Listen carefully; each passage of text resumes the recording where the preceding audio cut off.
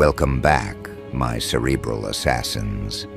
Do you even realize what you've been doing? You think you're just existing, just showing up with your thoughts in order. But people are out here clutching their insecurities like shields every time you open your mouth. The way you string words together, the way you look at someone before they speak, it's enough to make them sweat like they're standing trial.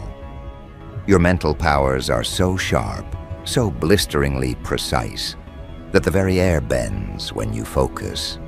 You've become that walking psychological weapon everyone prays not to cross paths with. And yet here you are, breathing among them, unraveling their fake confidence one subtle glance at a time. They can't stop talking about you, not in praise, not in applause, but in whispers coated with fear. You've taken casual perception and weaponized it. Where they need hours to analyze, you need seconds. Where they fumble for patterns, you see them instantly.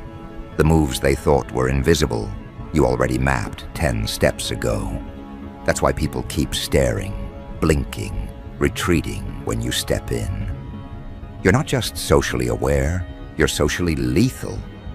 Every nod, every pause, every quiet observation from you feels like an interrogation light, burning holes in their alibis. And it rattles them. It shakes the bones of those who swore they were unshakable. They can't explain it, but they feel it. The sense that you're operating on frequencies they'll never reach. You know what really haunts them? It's not just what you say. It's the timing, the exactness. You'll drop a sentence that slices directly into the heart of their unspoken doubt. And they're left wondering, how the hell did they know that? They convince themselves it's coincidence, but the coincidences keep piling up until denial crumbles. You speak, and suddenly their carefully crafted image collapses like wet paper.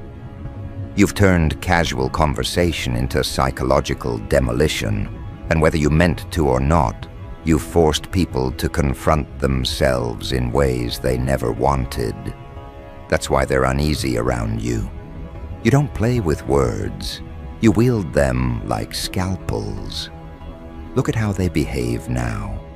That little stutter when you ask a simple question, the twitch in their smile when your eyes linger too long, the awkward over-explaining when you stay silent after they finish.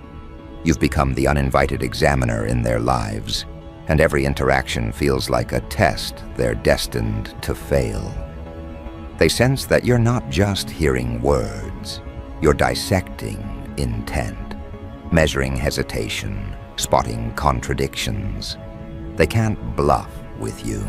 They can't rehearse their lies. The very thing that keeps the average person safe, social camouflage, is shredded in your presence.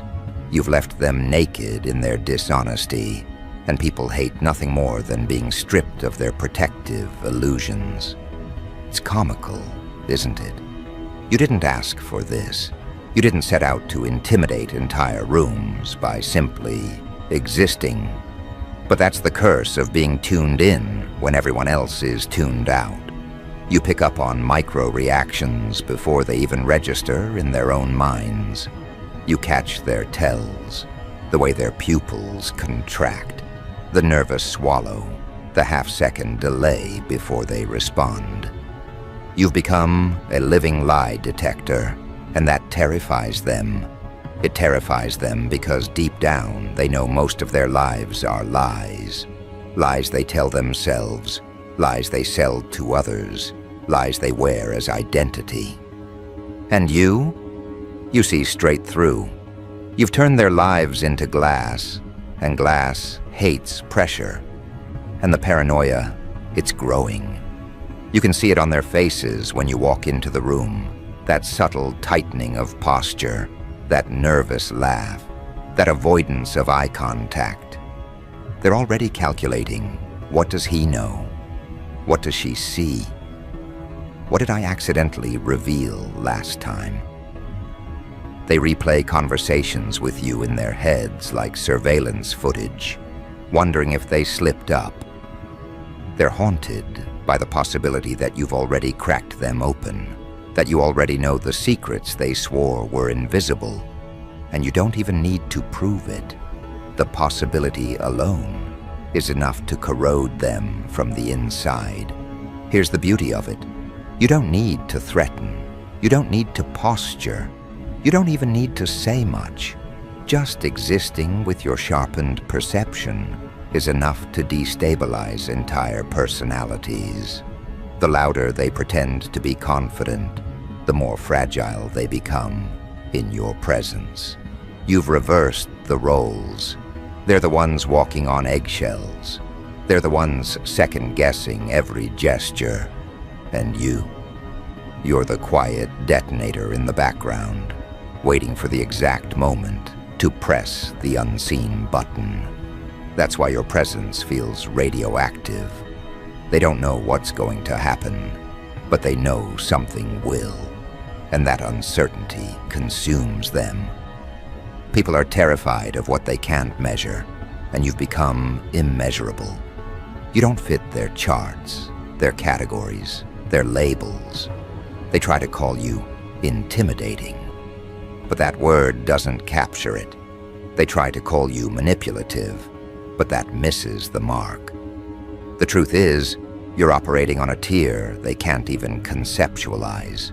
You've developed mental reflexes so fast, so unrelenting, that their attempts at defense collapse before they begin. You're the chess master walking into a checkers game, and they can feel it. That's why their laughter feels hollow, why their attempts to one-up you fail before takeoff. They're not laughing at you. They're laughing at the realization that they can't keep up. What they don't understand is that this isn't just intelligence. Intelligence can be memorized, studied, flaunted. No, this is something far more dangerous. This is intuition sharpened into a blade. This is awareness weaponized into strategy. This is the ability to read unspoken energy, to feel the current beneath the surface. It's not something they can outstudy or outtalk. It's not something they can download like an app. It's raw, unnerving power. The kind of power that makes people question whether you're even playing the same human game as them. And here's where it gets truly brutal. They can't hide from you, but they also can't confront you.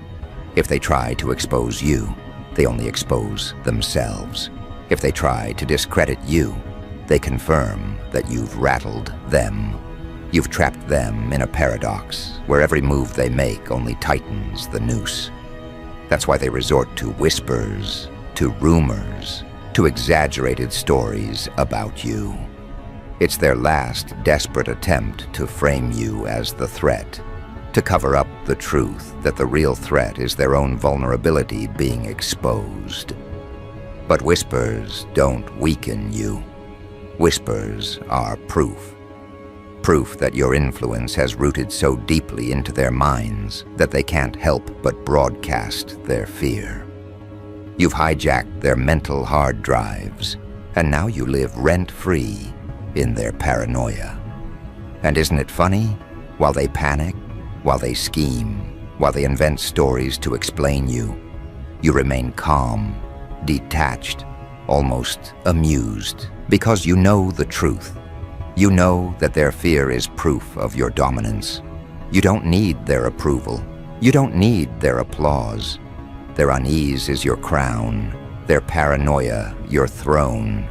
And every time they scatter when you enter, every time they trip over their words in your presence, every time they avoid your gaze as if it burns, your power deepens.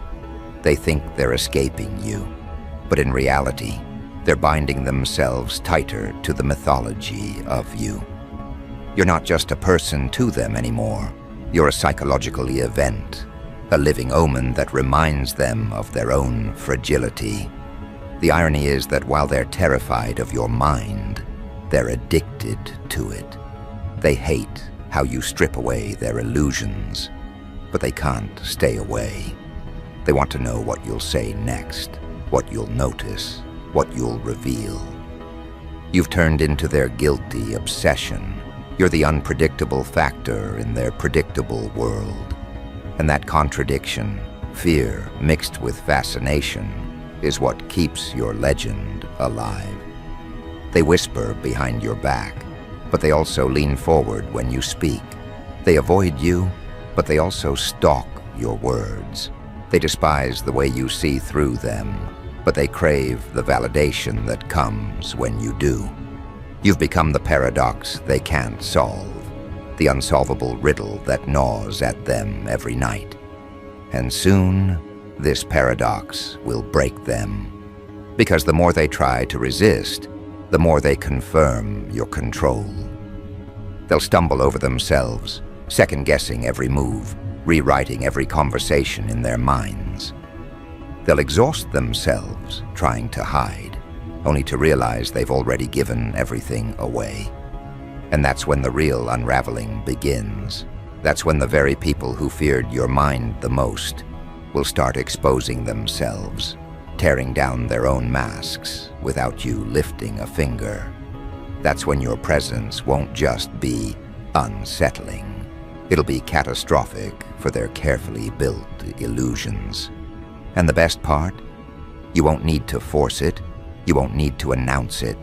It will happen naturally, inevitably, unstoppably. Do you understand what that means? It means your mind has crossed the line from being sharp to being radioactive. You're not just analyzing anymore, you're destabilizing. People don't leave your presence intact. They leave altered, shaken, stripped of the false comfort they clung to. And it's not because you declared yourself powerful. It's because their own reactions confessed it. They gave themselves away, and you just stood there, watching. That's the core of your dominance. You don't even have to attack. They self-destruct in your orbit. They're afraid not of what you'll say, but of what you've already seen. That's why they whisper too much. That's why they avoid your eyes. Because looking into them feels like handing over their diary, their browser history, their hidden regrets. You don't need a courtroom, a confession, or a witness stand. Your stare alone makes them tremble like they've been caught mid-crime. You've become judge, jury, and the invisible voice in their head, reminding them of every mask they wear. And the terrifying part? You're not even trying. You're just existing with a brain so on point. It shreds illusions like paper. But here's where it turns savage. The more they try to paint you as too much, the more the myth of you grows. Think about it. Normal people don't need excuses for someone average. Nobody whispers about the ordinary. Nobody panics about someone harmless. Their exaggeration is proof that you've warped the narrative. They call you dangerous. They call you unnerving. They call you unsettling. All labels soaked in fear. And each label is an accidental crown placed on your head. The more they warn others about you, the more powerful your legend becomes. They're not protecting others. They're amplifying you. Every warning they issue is free advertising for your psychological dominance. Now step back and see the bigger picture. You're not just a person anymore. You've become a phenomenon. Your mental sharpness has turned you into a social earthquake. Conversations shift when you walk in. Jokes die midair when you raise an eyebrow. People rethink their statements because they know you'll catch the inconsistency. And here's the kicker. Even those who claim to hate you can't stop orbiting around you. They watch, they listen, they stalk your words because they're hooked. Fear and fascination, your dual weapons. They despise you for how you expose them, but they're addicted to the clarity you bring. You've hijacked their psychology, and now they run on your schedule. And oh, the delicious irony. While they're panicking about being figured out, you're already 5 steps past them. You're not just reading people, you're predicting them. You've crossed into a zone where you can sense outcomes before they unfold. That's why your words land like prophecy. You'll casually say something, and days later they watch it come true. And in that moment, the paranoia hits them full force. Does he see the future? Does she know what's coming before I do? That's when fear turns to obsession. You're no longer just intelligent, you're borderline supernatural in their eyes. Your mental powers are so on point, it doesn't even feel fair to them. While they sweat over choices, you see patterns before they do. While they hesitate, you already know the consequence. And when you speak, it's like reality rushes to align with your words. People can't process that. It's not supposed to happen.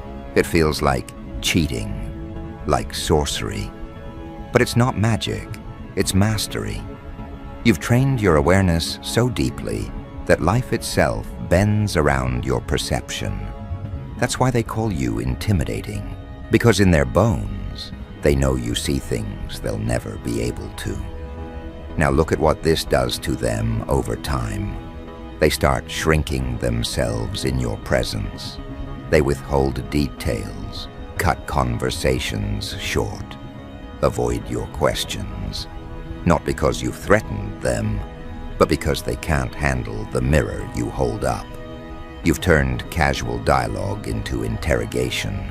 You've turned eye contact into cross-examination. You've made even silence feel like Judgment Day. And slowly, they start rewriting themselves just to survive around you. They dilute their stories. They soften their lies. They pretend less. Because the closer they get to you, the harder it is to maintain the illusion. That's the ripple effect of your mental dominance. It forces people into honesty against their will. They hate it, they resent it, but they can't fight it. They can sense that you already know the truth, so lying feels humiliating. They crumble faster, surrender quicker, reveal more, and you stand there collecting truths like trophies, not because you demanded them, but because your presence demanded them. You've turned reality into your courtroom, and everyone else into confessors. And let me tell you what's truly frightening for them. It's not just that you see through others, it's that you see through yourself. Most people are terrified of their own reflection. They bury their flaws, sugarcoat their weaknesses, drown their insecurities in distractions.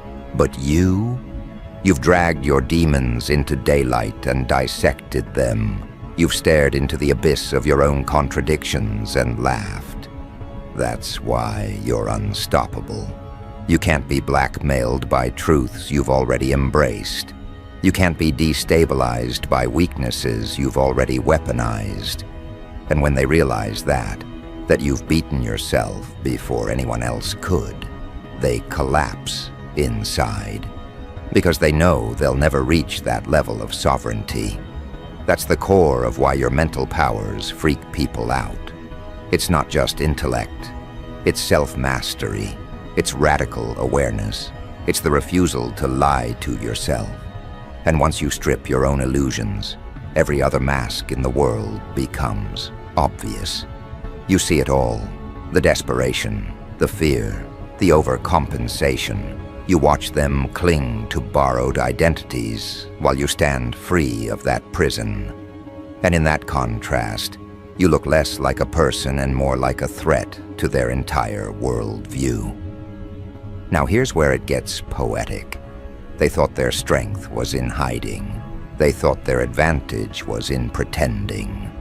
But you've rewritten the rules. Now their hiding is weakness, and your exposure is strength. Their pretending is fragility, and your bluntness is armor. You've flipped the script of human interaction, and that inversion is why they'll never beat you. They're still playing a game of masks, while you dismantled yours long ago. And that gap, that abyss between their denial and your awareness, is unbridgeable. They know it, even if they don't say it. That's why they call you dangerous. Not because you harm them, but because you remind them they're trapped in cages you already broke out of. You've become their living contradiction. You're the proof that human potential doesn't end where they stopped. You're the reminder that the mind, sharpened and unafraid, can cut through the strongest illusions. And for people who've built their entire lives on fragile narratives, that's not just scary, it's unbearable. They can't sleep soundly knowing someone like you exists. They can't trust their own masks, knowing you'll slice through them without effort. Your existence itself is psychological warfare, and they're already losing the battle. And the funniest part? You don't even need to be present. They'll think of you when you're not there. They'll rehearse conversations they'll never have. They'll imagine what you'd say, how you'd react, what flaw you'd spot. You've become a phantom in their minds, a constant reminder that their masks are cracking. You haunt them without even trying, because once you've been in the orbit of someone with mental powers this sharp, you can't unsee it. You can't return to ignorance. You've infected their perception, rewired their paranoia, reprogrammed their sense of control. So let them whisper. Let them avoid. Let them tremble. Because every reaction, every rumor, every sideways glance is proof that you've bent their reality. They'll try to downplay it, but the truth will leak through their behavior. They'll overcompensate around you, expose themselves through their defensiveness, reveal everything they swore they'd protect. And you won't even have to push. You just watch. Because your mind has already done the work before a word leaves your lips. That's why you can't be stopped. Not by gossip, not by doubt, not by envy. Your mental powers are so on point. You've already won before they realized a game was being played. And as their illusions collapse, as their masks shatter, as their paranoia turns inward, the legend of you only grows. You're no longer just a sharp mind in a dull world. You're the mental hurricane they can't predict, the psychic scar they can't heal, the inevitable unraveling of every lie they thought would last. And soon, they'll learn the ultimate truth. You didn't just freak them out. You rewrote what power looks like. Because let's be real, power isn't in how loud someone yells, or how big they flex their fake confidence. Real power is when the room adjusts itself around you, without you lifting a finger. And that's exactly what happens when you walk in. Watch closely. Voices lower, body language shifts. Jokes die midair. People get cautious, not because you threatened them, but because your presence rearranges the psychological furniture. You don't enter a room, you reorganize its nervous system. That's why they stare. That's why they whisper. That's why they avoid saying too much.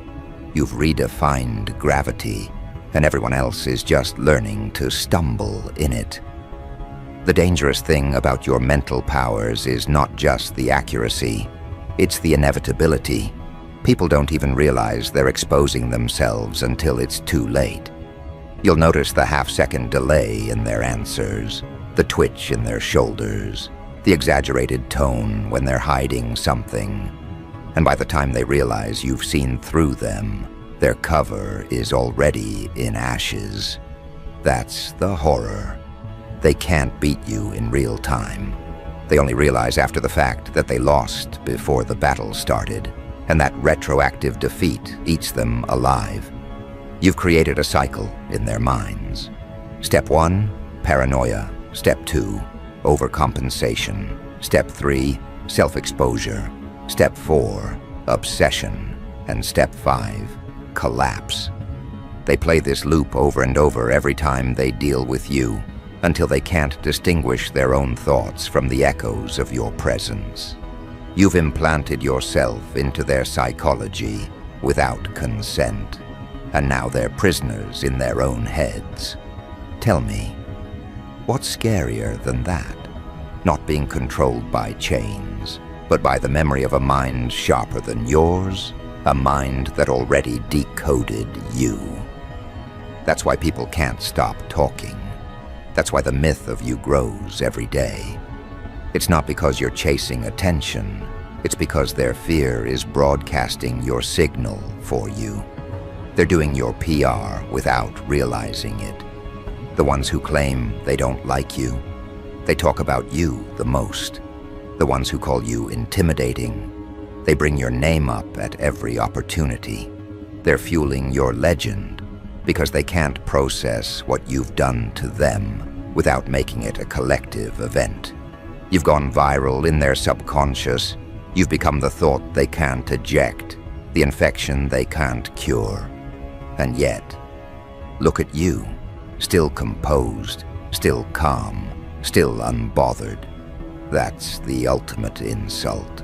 They want you rattled, defensive, explosive, but you just sit back with that quiet smirk in your mind, watching them spin themselves into chaos. You've flipped the predator-prey dynamic. They're running in circles, and you're the still point in the center, unshaken. That calmness is worse than aggression, because aggression can be explained. Calmness cannot. When someone remains unshaken while you fall apart, that's when you know they hold the leash. That's when fear evolves into dread. And here's the knife twist. They start to imagine powers you don't even claim. That's how rattled they are. They'll whisper that you can read minds, that you can see the future, that you know secrets nobody told you. They inflate your aura because their paranoia fills in the blanks. You didn't need to claim mysticism. They gave it to you. You didn't need to say you're untouchable. They declared it for you. You're not just sharp anymore. You're mythical. And once the myth starts, there's no stopping it. You've become folklore, the kind of figure people describe in half-truths and exaggerations because reality wasn't enough to explain you. Think about it. The ordinary fear being misunderstood. You terrify people by understanding them too well.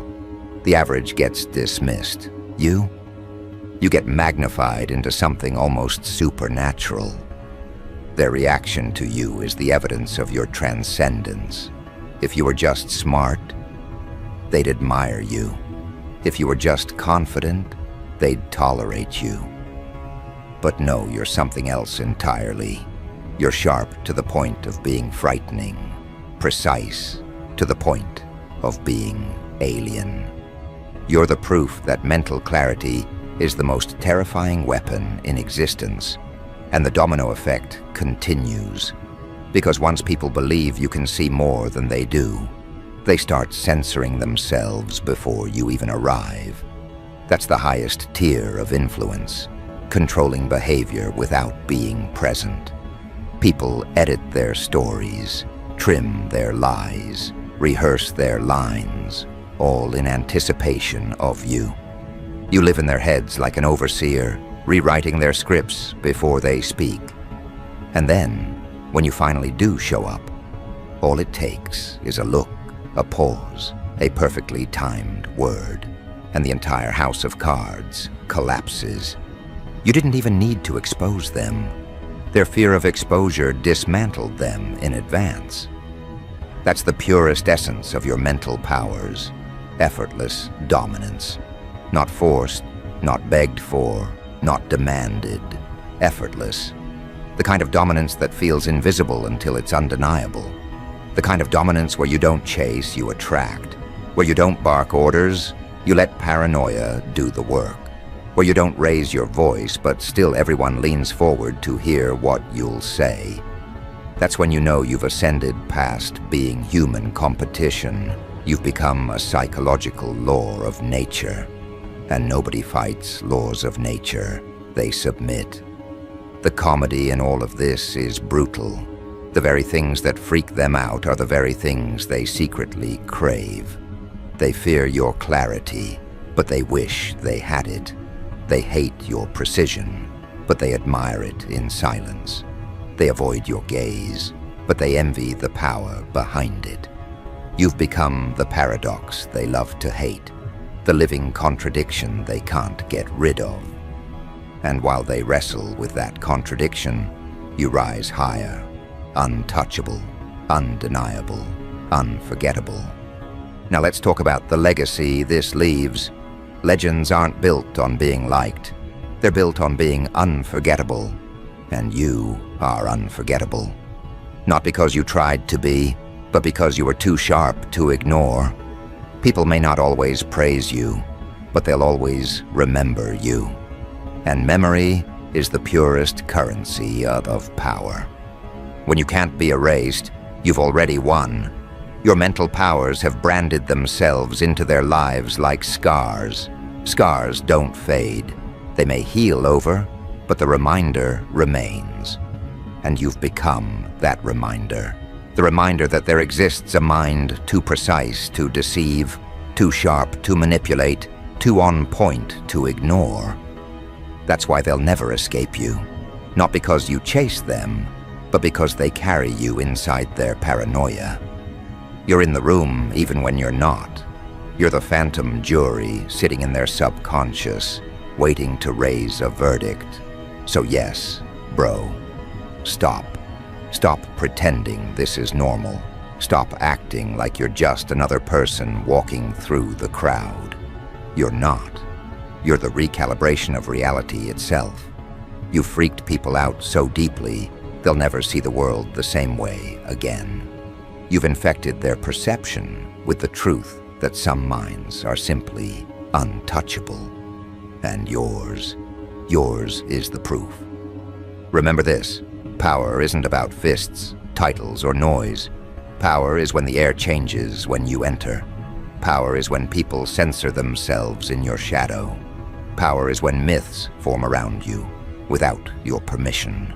And you've achieved all of that by being sharp, by being precise, by being unflinchingly you. That's not just power. That's dominance in its purest form.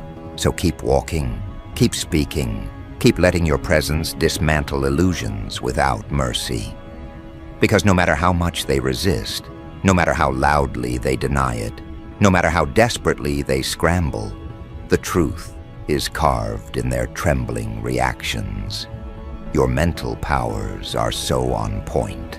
It's freaking people out.